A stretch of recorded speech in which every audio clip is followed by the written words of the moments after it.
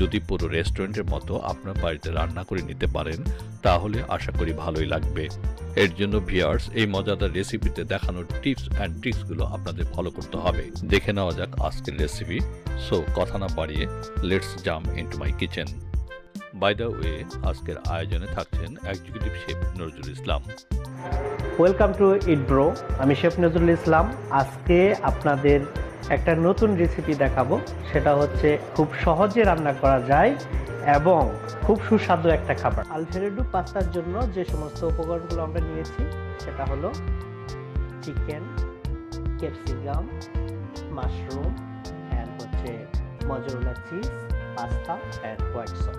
So alfredo পাস্তার জন্য আমরা একটু চিকেন নিয়ে নিলাম এবং প্রথম ভেজে নিই এটাকে একটু তেলে। আমি একটু চুলাটা বাড়িয়ে দিয়ে ভেজে নিচ্ছি এটাকে।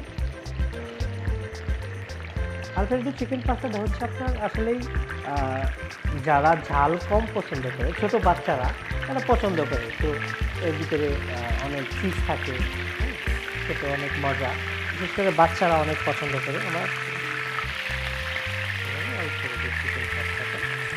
চিকেনটা ফ্রাই হয়ে যাচ্ছে মোটামুটি, ঢেলে যাচ্ছে হয়ে গেল। এখন আমি দিয়ে দিলাম আবার চিকেনটা, একটু অরেগানো আমি এড করলাম পাস্তার জন্য। অরেগানোটা দিলে অনেক ফ্লেভার আছে আমাদের।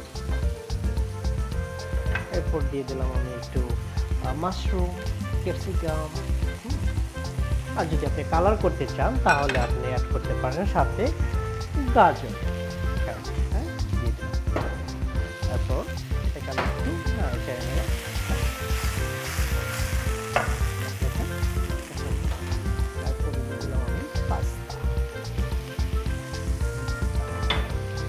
পাস্তাটাকে একটু আমি ভেজে নিই।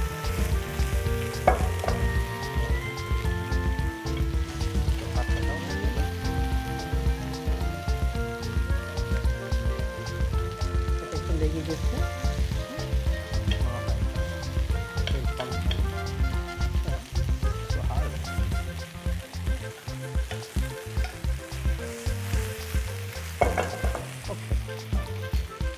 সো আমি একটু অ্যাড করে দিচ্ছি আমার যে ক্রিম, মিল্কটা, লিকুইড মিল্ক ইউজ করতে পারেন অথবা গুঁড়া দুধ, একটু হালকা নর্মাল পানি দিয়ে আপনাকে এটাকে অ্যাড করে নিতে পারেন।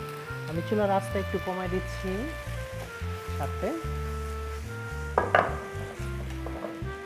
আমি অ্যাড করে দিচ্ছি একটু অ্যারাউট, সাথে অ্যারাউট দিলে কি হলো জিনিসটা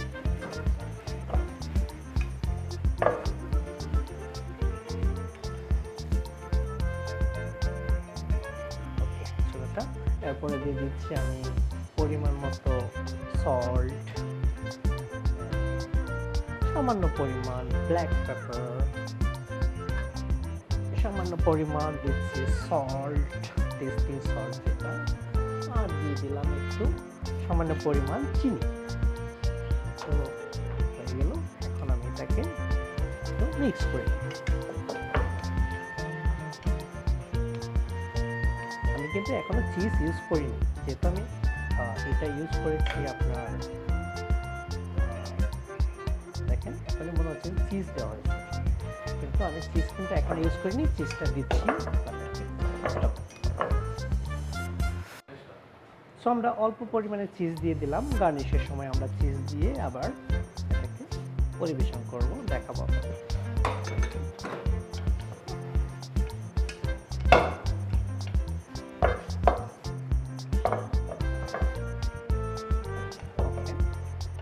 তো দেখতে পাচ্ছেন কেমন, এটা আসলে ছোট বাচ্চারা খেতে খুব পছন্দ করে। চাইলে আপনারা রেস্টুরেন্ট স্টাইলে বাসাতেও এরকম আলফ্রেডো পাস্তা বানাতে পারেন।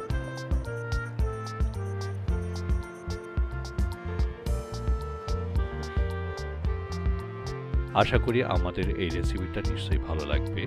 আপনারা দেখেই বুঝতে পারছেন এটা কতটা পারফেক্ট। এটা খুবই লোভনীয় রেসিপি, তাই বাড়িতে একবার হলেও ট্রাই করবেন। আমার দৃঢ় বিশ্বাস আপনারা এভাবে রান্না করলে রেস্টুরেন্টের স্বাদ অনুভব করতে পারবেন। ভালো লাগলে প্রতিবারের মতো আমাদের কমেন্ট জানাতে ভুলবেন না। আজকের জন্য এই পর্যন্ত। আবার হাজির হয়ে যাব নতুন কোনো রেসিপি নিয়ে নেক্সট এপিসোডে। আমার চ্যানেলে নতুন হয়ে থাকলে চ্যানেলটা সাবস্ক্রাইব করবার অনুরোধ রইল। পাশে থাকা বেল আইকনটি অবশ্যই প্রেস করে দিবেন।